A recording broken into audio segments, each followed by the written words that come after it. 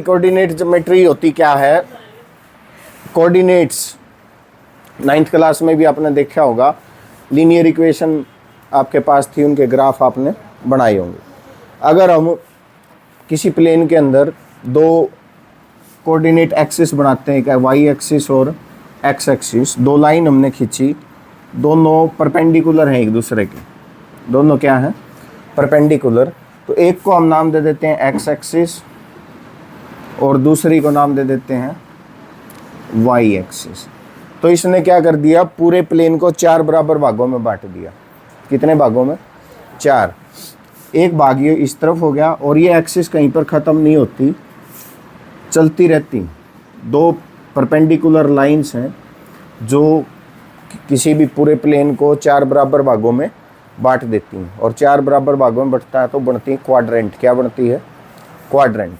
इसको आप first quadrant बोलते हो, इसको सेकंड क्वाड्रेंट, और ये वाली होगी आपकी थर्ड क्वाड्रेंट, और ये क्या हो गई? Fourth quadrant. ये 4 आपके पास क्या बनती हैं? क्वाड्रेंट बनती है। ठीक है। अब इनकी मदद से हम क्या कर सकते हैं, इस प्लेन के ऊपर जितने भी पॉइंट्स हैं, प्लेन के ऊपर जितने भी पॉइंट्स हैं, हर पॉइंट का अपना एड्रेस होता है। हर पॉइंट का क्या है? अपना एड्रेस है। ठीक है। मान लो इस पॉइंट के ऊपर हम आर्बिट्रेरी पॉइंट लेते हैं, कोई भी पॉइंट लेते हैं, ठीक है, और वो पॉइंट है मान लो अपना P। ये P कोई पॉइंट है भाई, इस पॉइंट का अपना एड्रेस है।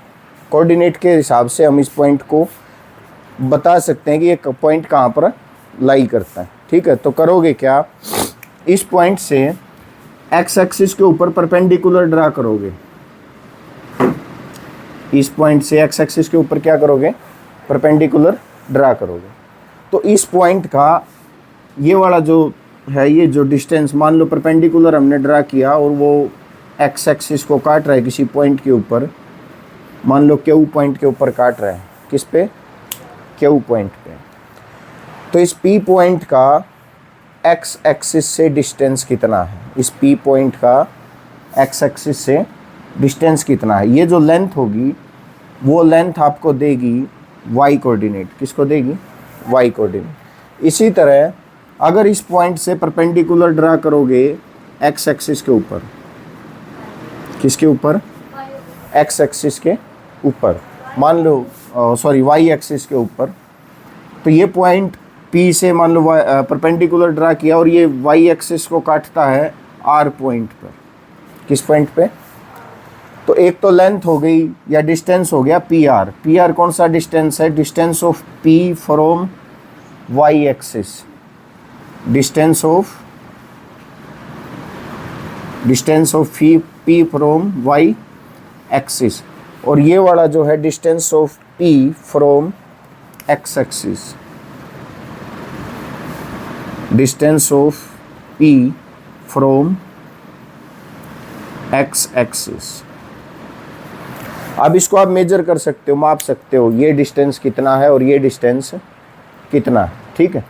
मान लेते हैं इसका P पॉइंट का वाई एक्सिस से परपेंडिकुलर डिस्टेंस है x, और P पॉइंट का x एक्सिस से परपेंडिकुलर डिस्टेंस है y। तो इस पॉइंट के कोऑर्डिनेट्स होंगे। इस पॉइंट के कोऑर्डिनेट, सबसे पहले हम कोऑर्डिनेट लिखेंगे x का। किसका? x का। x कोऑर्डिनेट कौन सा होता है? Distance of point from Y axis. Distance of point from, इस पॉइंट का वाई एक्सिस से डिस्टेंस x कोऑर्डिनेट होगा, तो उसको हम पहले लिखेंगे x। ठीक है। इस पॉइंट का x एक्सिस से जो डिस्टेंस है वो इसका y कोऑर्डिनेट होगा। क्या होगा? इसका y कोऑर्डिनेट। तो प्लेन के अंदर हर एक पॉइंट के दो कोऑर्डिनेट होते हैं, x कोऑर्डिनेट और y कोऑर्डिनेट। चाहे कहीं पर भी पॉइंट हो, किसी भी क्वाड्रेंट के अंदर पॉइंट हो, हर पॉइंट के अपने क्या होते हैं? कोऑर्डिनेट्स होते हैं। x कोऑर्डिनेट क्या होता है? Distance of point from y axis. Distance of point from y axis. और y कोऑर्डिनेट क्या होगा? Distance of point from x axis. ठीक है। इनको हम लिखेंगे x कोऑर्डिनेट। x कोऑर्डिनेट को हम बोलते हैं अब्सिसा, क्या बोलते हैं, अब्सिसा। स्पेलिंग देख लेना भाई। और जो वाई कोऑर्डिनेट होता है, वाई कोऑर्डिनेट को हम बोलते हैं ऑर्डिनेट। क्या बोलते हैं, ऑर्डिनेट। ठीक है। इस तरीके से दो परपेंडिकुलर लाइन एक्स एक्सिस और वाई एक्सिस क्या करती हैं, प्लेन को चार बराबर भागों में बांट देती हैं, जिनको हम क्या बोलते हैं, क्वाड्रेंट। अब इस प्लेन पे कोई भी पॉइंट हो, उस पॉइंट का क्या है, एड्रेस है। एड्रेस कौन बताता है, उसके कोऑर्डिनेट्स। कौन बताता है, उसके कोऑर्डिनेट्स। अब एड्रेस कैसे है, इसका पी पॉइंट का एड्रेस, मतलब ये बोल रहा है कि एक्स और वाई है। तो ये क्या कह रहा है कि ओरिजिन से एक्स डिस्टेंस चलो, फिर वाई की डायरेक्शन में वाई डिस्टेंस चलो, तो आप उस पॉइंट के ऊपर क्या हो जाओगे, पहुंच जाओगे। ठीक है। तो किसी भी प्लेन के अंदर हर पॉइंट का एड्रेस बताने के लिए हम कोऑर्डिनेट ज्योमेट्री का यूज़ करते हैं। ठीक है। अब ये कोऑर्डिनेट ज्योमेट्री यूज़ कहाँ होती है, हर जगह यूज़ होती है भाई। जैसे अभी आपने पीछे चैप्टर 3 किया, लीनियर इक्वेशन इन 2 वेरिएबल के अंदर, उसको आपने ग्राफिकली सोल्व किया, तो अलग आपने लाइंस का क्या बनाया, ग्राफ बनाया। दूसरा चैप्टर आपने किया क्वाड्रेटिक इक्वेशन, जहाँ पर आपने पैराबोलिक ग्राफ देखा क्वाड्रेटिक इक्वेशंस का।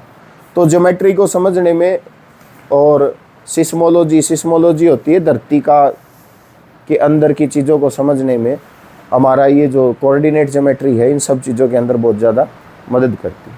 ठीक है। अब सबसे पहले हम सीखेंगे डिस्टेंस फार्मूला, के दो पॉइंटों के बीच का डिस्टेंस कैसे निकालते हैं। यहाँ तक कोई दिक्कत है क्या, किसी को पूछना है कुछ? कोऑर्डिनेट और अब्सिसा के बारे में पता चल गया, किसी पॉइंट के कोऑर्डिनेट कैसे निकलते हैं पता चल गया। ठीक है। अब अगर हमें दे रखा हो, दो पॉइंट्स हमें दे रखे हैं और उन पॉइंट्स के बीच का डिस्टेंस अपने को क्या करना है, कैलकुलेट करना है। ठीक है। मान लो एक पॉइंट तो अपना यही है पी एक्स वाई, और दूसरा पॉइंट हमारे पास है क्यू। ये मैं इसको यहाँ से हटा रहा हूँ, पी और आर को, ये सिर्फ समझाने के लिए था। अब दूसरा पॉइंट है क्यू, ये पॉइंट है हमारे पास पी, और ये हमारे पास कोई और पॉइंट है क्यू, और इनके कोऑर्डिनेट अपने को पता है। मान लेते हैं पी के कोऑर्डिनेट्स हैं हमारे पास x1 y1, पी के कोऑर्डिनेट क्या है, x1 y1, और क्यू के कोऑर्डिनेट्स हैं हमारे पास x2 y2, और हमने कैलकुलेट करना है पी और क्यू के बीच का डिस्टेंस। क्या कैलकुलेट करना है, पी और क्यू के बीच का डिस्टेंस। हम निकालना चाहते हैं पी क्यू, क्या कैलकुलेट करोगे, पी क्यू। ठीक है। तो इसके लिए हमें ये पता, क्या करेंगे, पी से हमने परपेंडिकुलर ड्रा कर रखा है किसके ऊपर, एक्स एक्सिस के ऊपर, और किसके ऊपर ड्रा कर रखा है हमने परपेंडिकुलर, वाई एक्सिस के ऊपर। ठीक है। ऐसे ही हम क्यू से भी परपेंडिकुलर ड्रा करेंगे एक्स एक्सिस के ऊपर और वाई एक्सिस के ऊपर। क्यू से हमने परपेंडिकुलर ड्रा किया एक्स एक्सिस के ऊपर, इनके नाम लिख लेते हैं पी क्यू, इसको नाम, ये हमारा ओरिजिन है आर एस। ऐसे ही क्यू से परपेंडिकुलर ड्रा करोगे आप किसके ऊपर, वाई एक्सिस के ऊपर।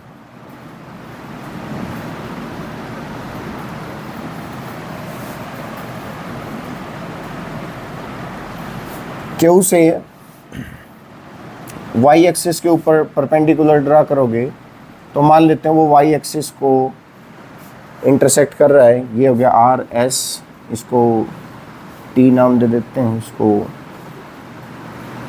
यू नाम दे देते हैं। समझ में आएगी? ठीक है। अब ये क्या है,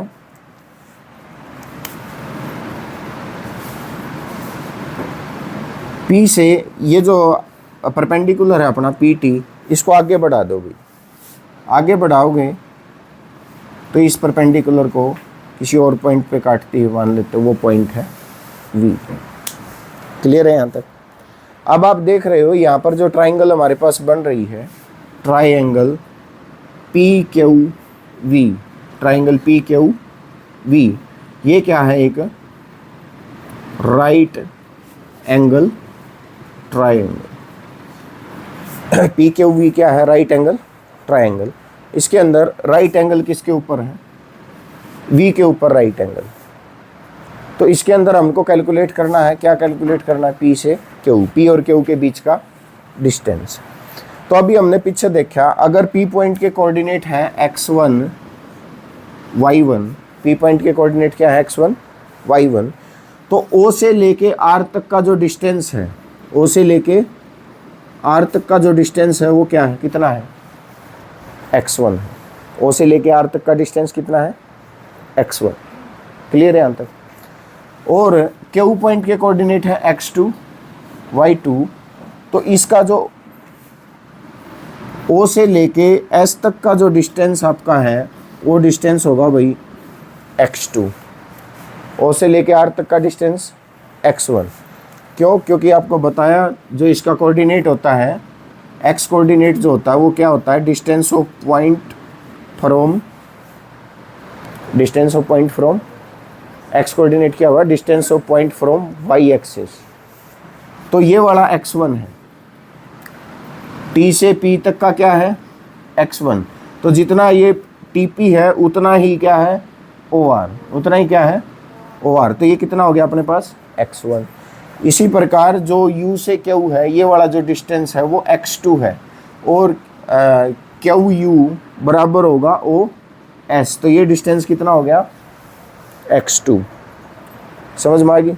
इसी तरह y के अनुसार देखोगे, y एक्सिस के ऊपर, तो हमारा जो डिस्टेंस होगा, इसका कोऑर्डिनेट y कोऑर्डिनेट है y1, तो ये जो डिस्टेंस है p का इससे, ये कितना होगा y1। तो rp y1 है, तो OT भी कितना होगा y1। इसी प्रकार y2 QS, ये कितना होगा y2। इस पॉइंट का x एक्सिस से परपेंडिकुलर डिस्टेंस y कोऑर्डिनेट होता है, तो ये कितना हो गया y2। SQ और OU ये दोनों बराबर हैं, तो ये डिस्टेंस भी हमारा ओरिजिन से कितना हो गया भाई y2। समझ में आ गया यहाँ पे। अब हमें क्या चाहिए, हमें इस राइट एंगल ट्राइंगल की साइड चाहिए। इसकी एक साइड है PV, कौन सी साइड है PV। PV को कैलकुलेट करेंगे तो PV हमें पता है, PV is equal to RS, PV is equal to RS। और RS को क्या लिख सकते हो, RS को लिख सकते हो OS माइनस OR। क्या लिख सकते हो, OS minus OR। Clear. PV को क्या लिख सकते हो, OS minus OR। PV is equal to RS है, और RS को आप लिख सकते हो OS माइनस OR। समझ में आ गई। अब इनकी वैल्यू रख दो भाई। सो PV अपने पास कितना होगा भाई, OS कितना है देखो, O से लेके S तक कितना है x2, माइनस O से लेके R कितना है x1। तो PV अपने पास हो गया x2 माइनस x1। समझ में आ गई। तो ये डिस्टेंस अपने पास आ गया x2 माइनस x1। इसी प्रकार से ये वाली साइड, इस राइट एंगल ट्राइंगल की साइड निकालेंगे QV या VQ, QV या फिर VQ। ये VQ जो है किसके इक्वल है, TU के इक्वल है। किसके इक्वल है, TU के इक्वल है। और TU को हम क्या लिख सकते हैं, TU को लिख सकते हैं OU minus OT, OU minus OT।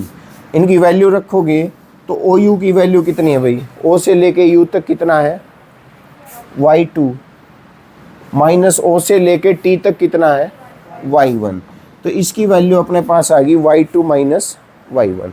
ये वाली जो साइड है राइट एंगल ट्राइंगल की, ये वाली साइड, ये अपने पास आ गई y2 माइनस y1, और ये वाली जो साइड है वो हमारे पास आ गई x2 minus x1। Right angle triangle की दो साइड्स हमारे पास आ गई।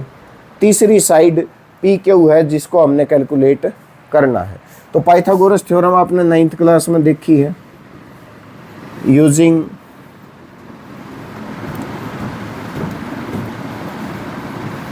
पाइथागोरस थ्योरम, पाइथागोरस थ्योरम क्या कहती है भाई, हाइपोटेनस का square is equal to base का स्क्वायर प्लस परपेंडिकुलर का स्क्वायर, या फिर हाइपोटेनस का square is equal to sum of square of other two sides.